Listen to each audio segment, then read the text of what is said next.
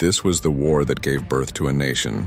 They had no army, no navy, just courage and a dream called freedom. Before America existed, farmers stood up to the world's strongest empire and won. The year is 1775. The thunder of drums echoes across the American colonies. Farmers drop their plows, blacksmiths leave their forges, and young men grab their muskets. The British Empire, the mightiest military force on earth, has turned its eyes on its rebellious colonies. No one could imagine what was about to unfold. What began as protests over taxes and laws would soon erupt into a full-scale war for independence, the American Revolution. It started at Lexington and Concord, where British troops marched to seize weapons stored by the colonists.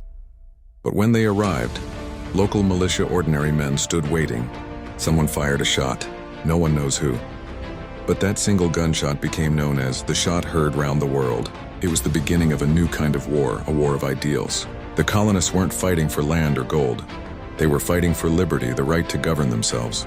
The British had redcoats, cannons, and ships that ruled the seas. The Americans had little more than courage and leadership, especially from George Washington, the man chosen to lead the Continental Army. Washington's men had no uniforms, often no shoes, and sometimes no food, but they had something stronger: belief. Through bitter winters, especially at Valley Forge, soldiers endured hunger and freezing nights. Yet they trained, united, and grew stronger. With help from France, who saw in America's rebellion a chance to weaken Britain, the tide began to turn. The war raged for 8 long years, from the forests of New York to the fields of the South. Every victory was paid for in blood. Every loss taught them endurance. Finally, in 1781, at Yorktown, Virginia, the war reached its climax. British General Cornwallis found himself surrounded by American and French forces. With cannons roaring day and night, the British lines crumbled. On October 19th, Cornwallis surrendered. The impossible had happened. The colonies had defeated the empire. 2 years later, the Treaty of Paris, 1783, was signed. Britain recognized the independence of the United States of America. Bells rang across town, soldiers embraced, and for the first time, Americans could truly say they were free. But freedom was only the beginning.